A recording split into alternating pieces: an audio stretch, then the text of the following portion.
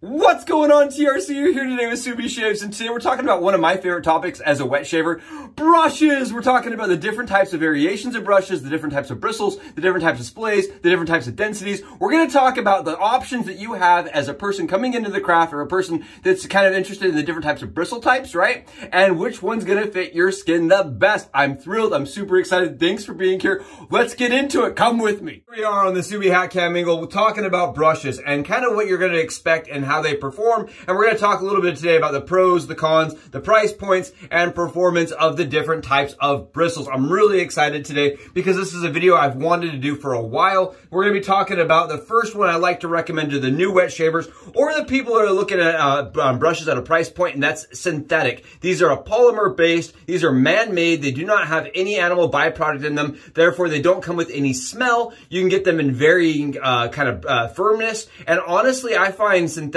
brushes tend to be the newbie choice because, you know, they're easy to work with. They have a lot of durability to them for the price point. And if you go with a good bristle from a reputable producer, it's going to definitely perform well for you. And I mean, honestly, most people will buy a synthetic and never want for anything else. You can get them in different splays, you can get them in different densinesses and different types of bulbs. Most manufacturers that produce a brush handle are also going to produce a bristle that is synthetic, that in my opinion is going to produce a really pretty good density. Now, where you're going to fall off with these kind of bristles, in my opinion, is heat, right? If you want that lather to stay hot, I find synthetic tends to cool off the fastest.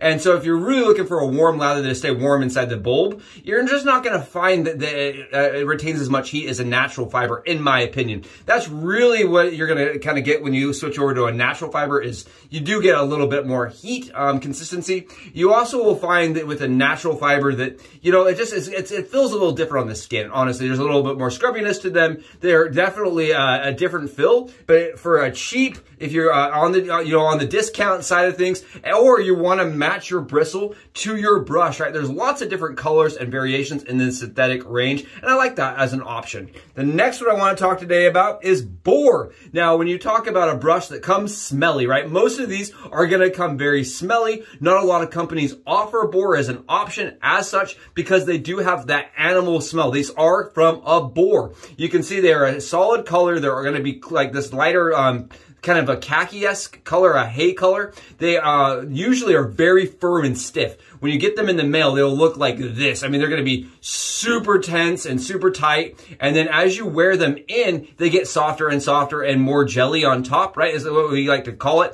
where the tips start firming together, right? You're going to get this jelly, softer, firm texture. And again, Boar is going to get better with time, but it does take time to wear them in. These are a little bit, they're cheaper than Badger. They're definitely on the more price, like, you know, they're closer to a synthetic price, but you can get a more expensive Boar knot that definitely is going to be kind of already pre-broken in. There's some companies producing them that are going to be a little softer, right? Pre-gelled Boar is becoming a thing. For me, I love Boar brushes. I love that they get a personality as you wear them in. And I love that even though they do come with a smell, right, that you're getting a product that doesn't have any unethical situations of revolving around them, right? These are definitely a more sustainable option in my opinion. And I do like that they hold lather down deep and keep it warm. These do tend to have better heat transfer than the synthetics, in my opinion. I do love Boar, as you can see, and I do get different you can get different heights and lofts depending on the company you go with. I really prefer the smog options, but Omega also makes a really good Boar brush if you're looking for one. Now going into the oddball, I want to mention that this is not all the options, right? You can actually get brushes with mixed bristles and things like that, but I want to keep this basic for people that are coming into the craft. One of the other ones I did want to give a call out to, because I just don't ever really mention it, is Horse. Now, Horse is not regularly available. It's not a bristle that is really popular here over in the States, but I want to mention this company right here, Zenith, really makes a beautiful handle and actually has a really durable horsehair. Now, horsehair for me is in the middle of Boar and firmness, and synthetic. It's a softer bristle. Look at how easy this splays. It's very soft. As such, cheaper brands will knot up, right? They'll become really tangled. This Zenith is the ultra soft horsehair, and for me, it has not had any tangling issues, and I really like this as a fiber. I'm still playing around with the horse, honestly, but I don't want to give it my guaranteed recommendation until I get a little bit more time with it. But for me, after about 100 shaves, this is not tightened up. It hasn't locked up, and it's been really soft and easy, but it didn't have any break-in period. For me, the other problem with this is the smell.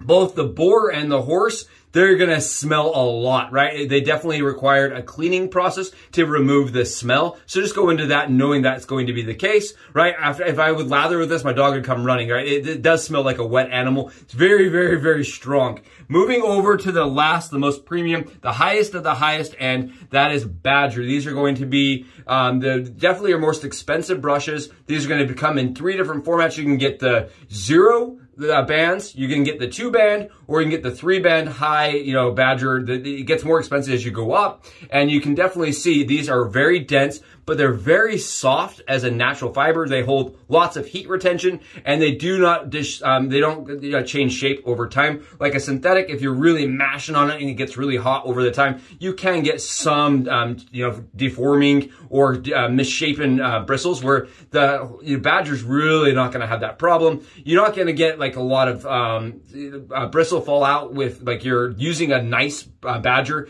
Cheaper ones, you'll get a lot of bristles coming off, but a nice one, you're not going to have that issue. You can see these definitely come across as being really soft, very, very, lots of splay, lots of density, really beautiful. Honestly, top tier in my opinion, but they do come with some ethical farming issues, right? They're definitely not the most popular as far as the way that they are farmed. So keep that in mind when purchasing one of these, that there is some different practices involved that maybe not the most, highest of the end of ethics. So there are the 3 options in the Badger format. Again, very expensive. They do hold heat, and they are very soft and very nice on the skin. Ultimately, when you're looking at them, I believe brushes are something that are going to enhance your experience. They're going to make it so you lather better, so you get better, more consistency in your lathers. They're going to hold heat in some cases, and they're going to make it so that when you're brushing and painting that surface, right, it's going to evenly distribute the lather, and it's going to release the lather nicely. I think any of these options will benefit any shaver, right? I don't think you have to have this to get a perfect shave. Really, honestly, a synthetic will do just as good, in my opinion. There is some definite like prestige and status that goes with, chasing the nicest, highest end brushes, and not having, bristles fall off in your lather every morning is also really nice. I still recommend synthetic over most of the options. Synthetic and Boar are really the ones I reach for, but that doesn't mean that they're the only options or the best options, right? Keep in mind there's a brush for every price budget and every option that kind of is going to benefit your skin. Thank you again for being here. Hope this was interesting. I hope this was exciting for you, and I hope this helps illuminate the brush buying purchase situation. Thanks again. Catch you in the next Subie Shaves TRC video.